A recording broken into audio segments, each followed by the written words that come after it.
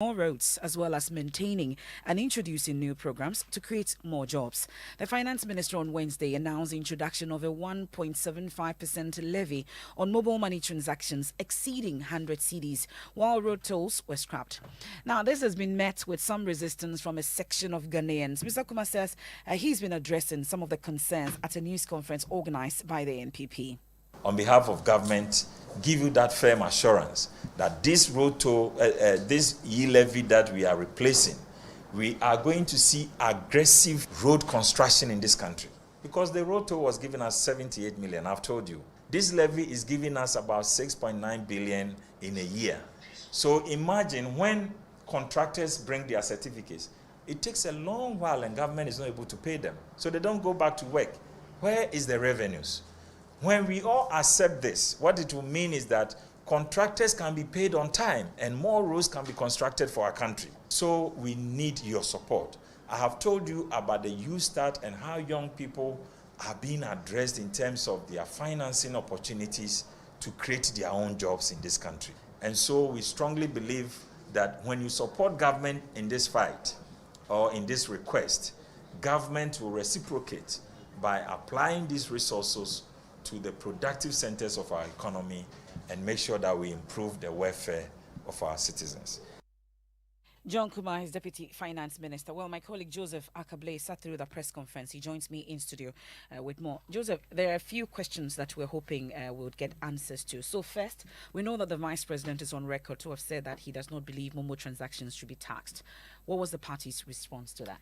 Mr. Kumar says the current policy is very consistent with the Vice President's view, in that they conducted a study and realized that about 40% of the Momo users are within a certain wage bracket. And so that is how come they fixed the maximum or the minimum transaction that will be taxed at 100 cedis.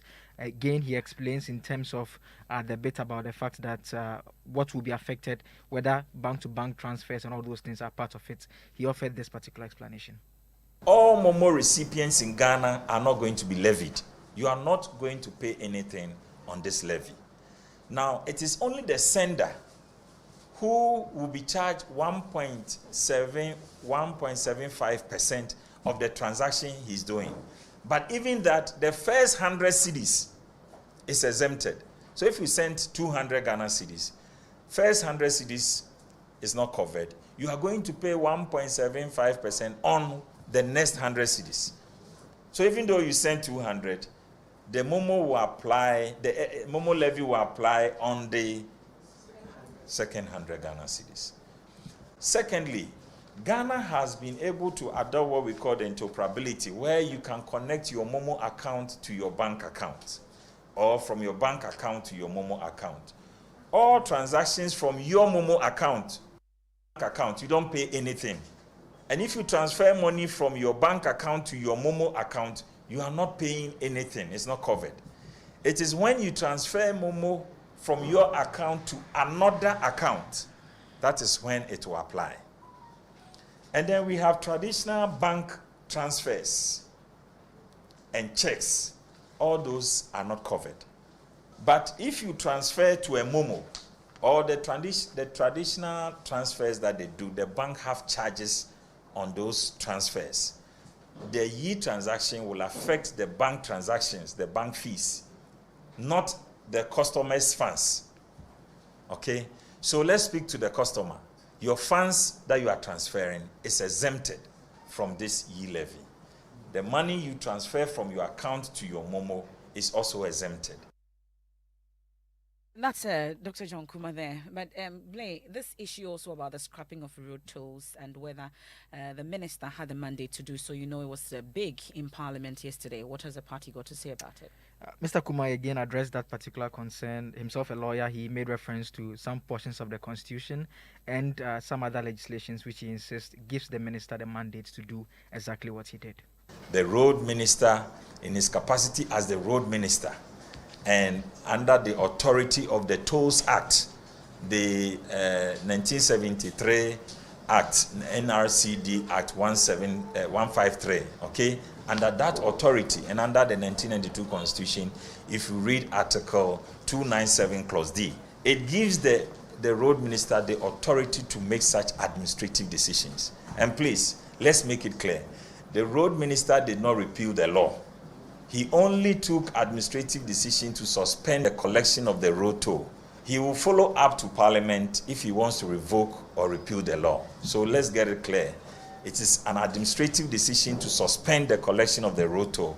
And I've stated that the law allows him, the Constitution permits him as a Minister for Road to do that. And he has done nothing wrong in law by taking those steps. And we want to put that on record. Well, Joseph, just before I let you off, how about the concerns of the general hardship in the country? Did they touch on that? And so he makes reference to this particular e-levy, which he explains is the trump card. And he says that in terms of the tolls that we were collecting on the roads, we're making just about 70 million cedis. This time around, we are looking to make between 6 to 7 billion cedis a year from the e-tax alone. So he said that ensures that there's enough revenue for us to undertake, that is the country to undertake the various projects, including constructing roads, the job opportunities, and the entrepreneurship drive that they are rolling out. And that, he believes, in the long run will alleviate the plight of Ghanaians by way of the recent financial difficulties that people have been complaining about. Okay, thank you very much, Joseph Akable, there, bringing us details from that NPP press conference addressed by John Kuma, Deputy Finance Minister. Now, the Speaker of Parliament, Alban Dabin, says there are flaws with the 1992 Constitution that requires immediate amendment through a review. His comments sit with others pushing for a review of the laws governing the country. The Minority Leader, Haruna Idrisu, according to Joy News sources, has served notice his side will table a motion demanding a review of the 29-year-old document. Is for the national interest to reign supreme and not partisan interest. So this is an opportune moment for Ghana to review thoroughly the 1992 Constitution. So I look forward to the coming days of a presidential review commission on the work that was done under President J.E.A. Mills, right, so that this is the time that we should embark on the needed constitutional reforms. We stand together in terms of parity of numbers and strength, and this is where we can do meaningful adjustment to the 1992 Constitution to serve specific the areas people would of you want Ghana. to see some reforms? The 1992 Constitution. There are those who are convinced about decoupling ministers from being members of parliament. There are those who believe in the establishment of the Independence Emoluments Committee.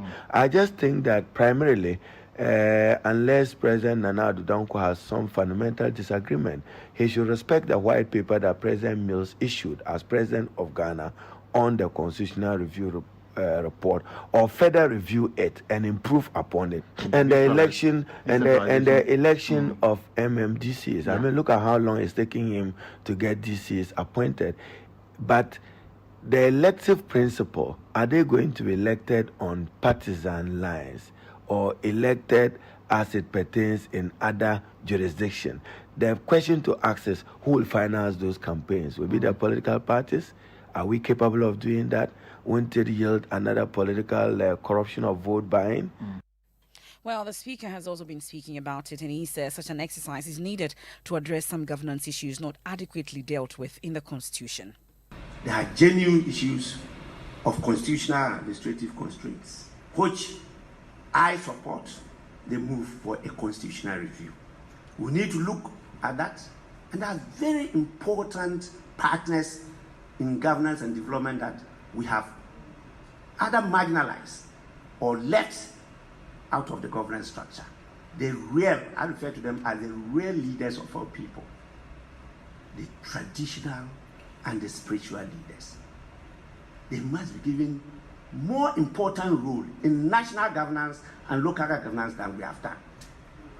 I will say it.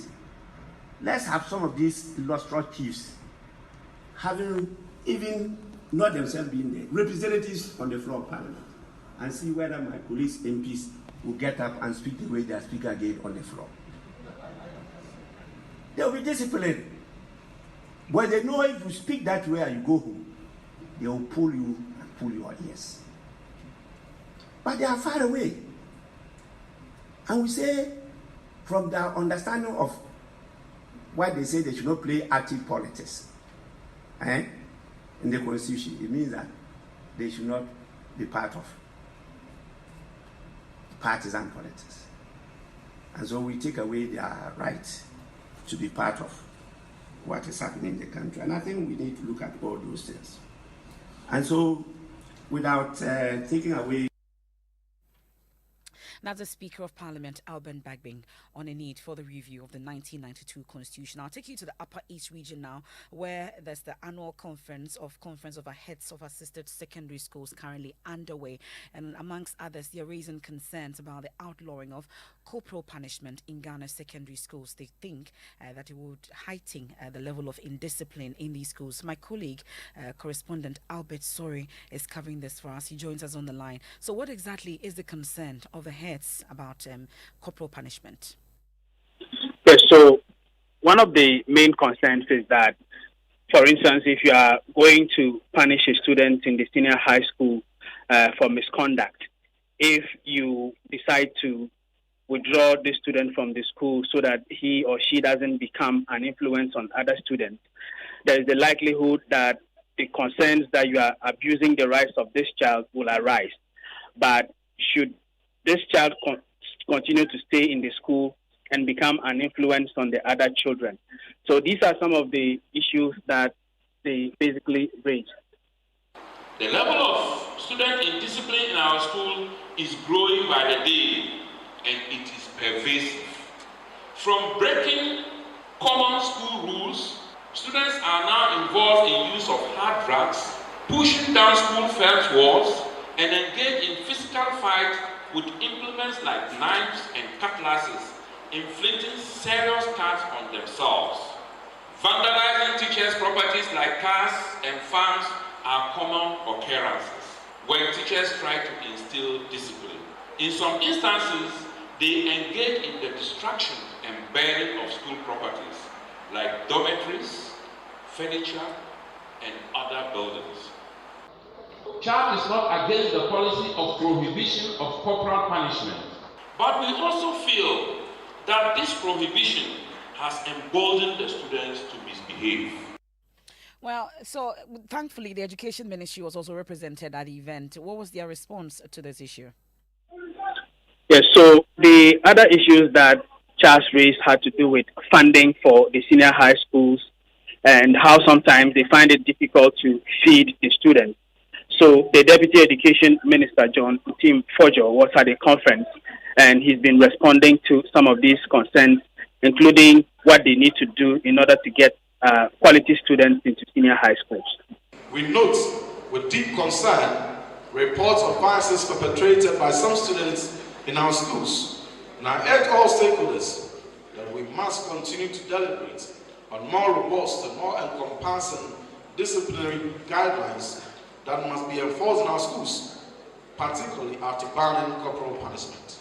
It is the understanding of the ministry that the position of Charles in this matter is that broader consultation and broader conversation will have to be had to be able to arrive at consensus and to be able to arrive at sufficient guidelines and provisions which will ensure that high standards of discipline could be maintained across all our schools in the country. Well, the Deputy Education Minister also responded to the issue of lack of funds to run these schools. The government has since 2017 expended a total of 7.62 billion cedis on implementation of free SHS. This investment we deem worthwhile, we deem necessary, and we feel it's important even to invest the more in the education of our future leaders. Of course, cost is no longer a barrier to the bright future of these young ones, and we will sustain these investments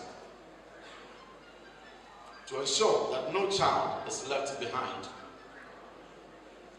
It is not acceptable that our heads of schools will have to go through stress in feeding any child in any school, considering all these investments that have been expended and continue to be expended on this policy.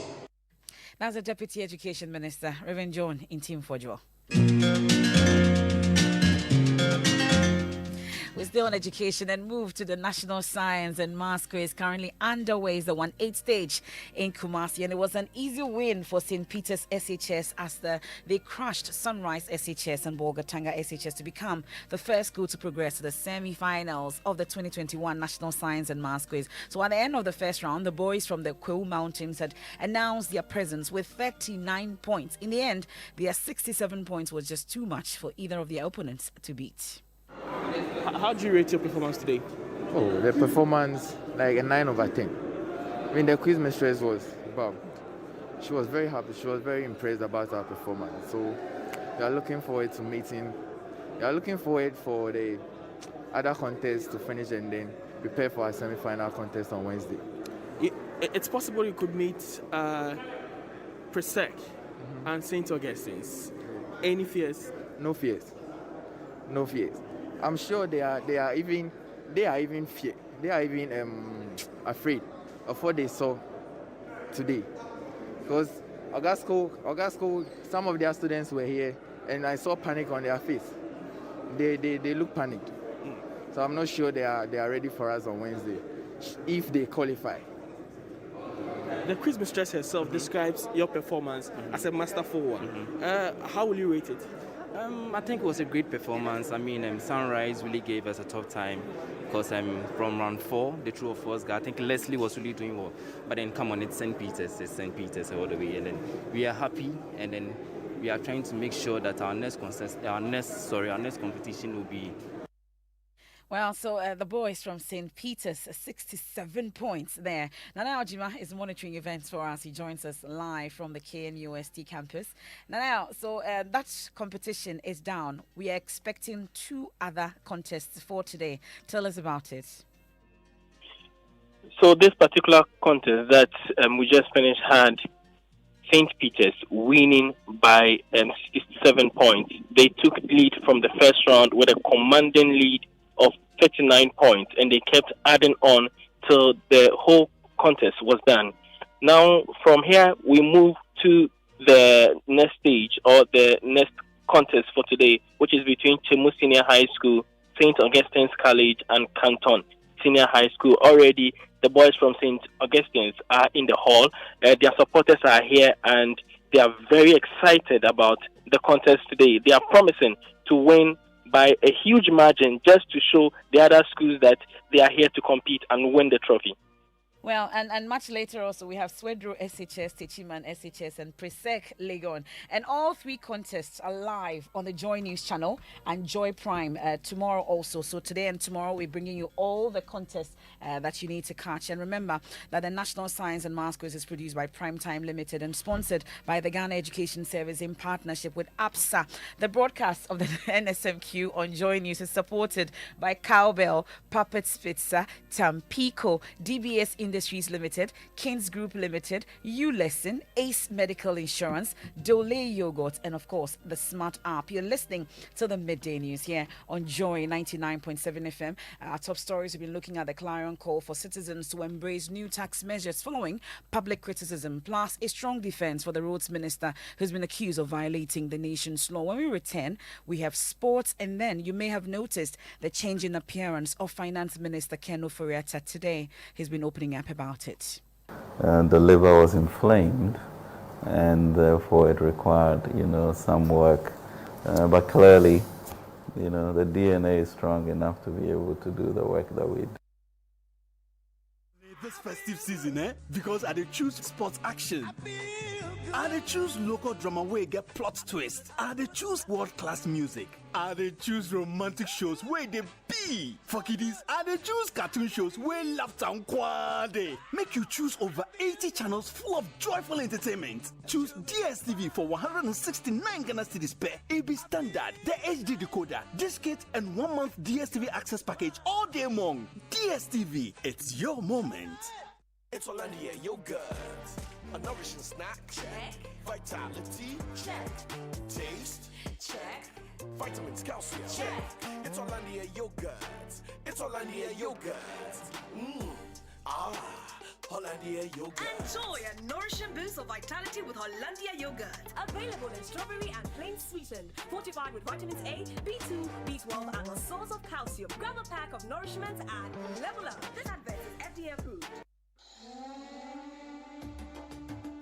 On November 25th, 2021, leading government officials, C-level representatives, free zone experts, investment and promotion agencies, and delegates from 50 African countries will meet at the AFCFTA Secretariat in Accra for the 6th Annual African Economic Zone Organization (IZO) meeting. The annual meeting is being organized by IZO and the Ghana Free Zones Authority under the theme Connecting African Special Economic Zones (SEZS) to Global Value Chains (GVCS) in the era of the African Free Trade Area (AFCFTA). The event will be hosted at the African Continental Free Trade Secretariat in a hybrid format, rigorously respecting the health measures and the live virtual retransmission. The meeting will chart a path for maximizing free zone activities within the Africa Free Trade Area. Among those who will speak are Mrs. Angela Paulini Ellard, Deputy Director General of the World Trade Organization, Dr. Lee Yong, Director General of UNIDO,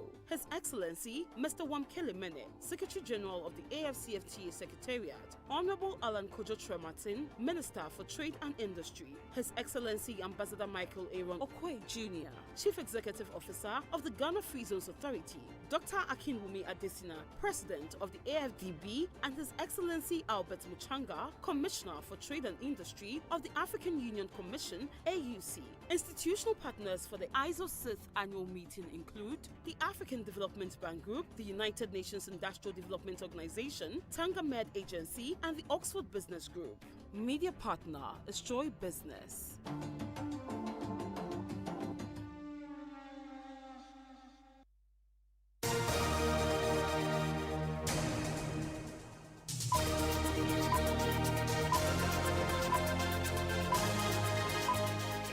Many thanks for your company here on the Midday News. Let's do sports. Muftau. President of the Ghana Football Association, Kurt Okreko, expressed CAF President Dr. Patrice Motsepe not to take sides in the impending match fixing and match manipulation protest filed to FIFA by the South African Football Association. According to him, Motsepe was voted to lead African football and should not be dragged into the current impasse.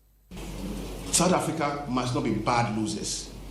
They must not be sour losers.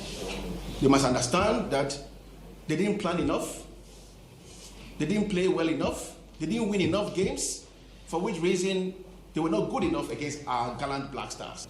Motsepe is the president of CAF, he's not the president of SAFA. He doesn't call the shots at SAFA. We voted for Motsepe to represent a truly democratic African Confederation football and not to take sides. And for Motsepe that I have known him, will never take sides. And I don't expect him to take sides. Our country and your FA will defend our own. We will not allow sour losers to manipulate. People must be real with the changing times. And that is the president of Ghana, FA, Kurt Okreko. Thank you very much, Muftau. Let's head to the Volta region.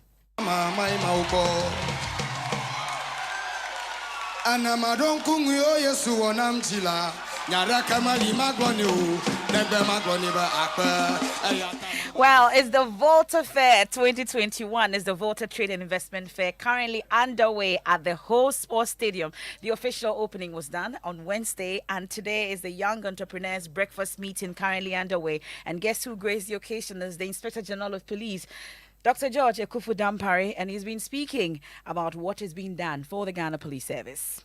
Almost every Ghanaian, young or old, male or female, may have their own experiences about us as an institution, either at the individual level or at the institutional level. We know that not all the stories are pleasant. So I want to give you assurance that we are cutting a new path, and that path that we are going for, we want to be the most respected institution in the country and a reference point for the rest of Africa and beyond. We know we can do it because we have the will, and whenever there is a will, there will be a way.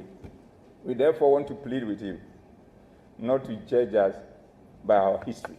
We are leaving that chapter closed, and in fact, we will look at it more of a book than a chapter. So that book is withdrawn from the shelf, and we are replacing it with a new one. Well, that's IGP Dr. George Akufu-Dampare participating in the Young Entrepreneurs Breakfast meeting earlier today. And remember, the Volta Trade and Investment Fair is underway from the 15th all the way to the 28th of November. Like I said, at the Ho Sports Stadium, you get to participate.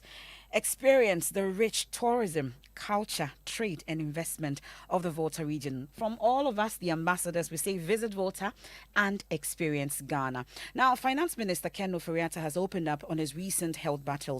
He revealed on Metro TV's Good Evening Ghana that he got diagnosed with an inflamed liver. He, however, assures he's strong enough to continue with his work in government. You know, I got COVID somewhere in November and then got out of the hospital emergency maybe the 10th of December. You know, came home and things were pretty good. I mean, the COVID was gone. Then you began to feel jaundiced, and so feeling quite unwell. Eventually got diagnosis that the liver was inflamed, and therefore it required, you know, some work to determine what was really happening. So that took some time to begin to find the probable cure, which involved, you know, steroids and all of that. So went back for review in August, and the inflammation is pretty much gone. And so they are now titrating to see how to bring the steroid down so that one can get back to a normal life. But essentially, pretty much mended, and you need to just manage your rest and sleep and exercises and some good food. Yeah.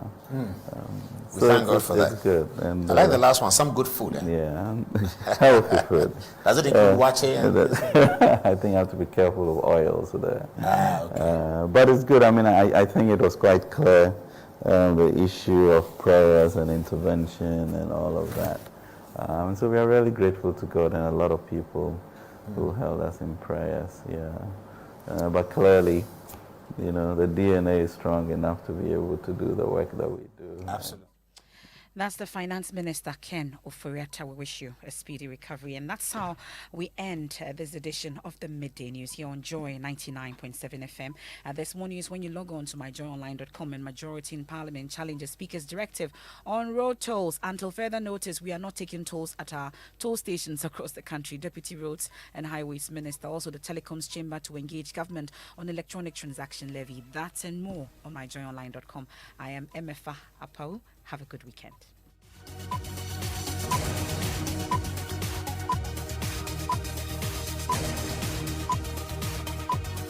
When you want it, just Momo it. When you tire for the long queue in the supermarket, just Momo it. And when you really want that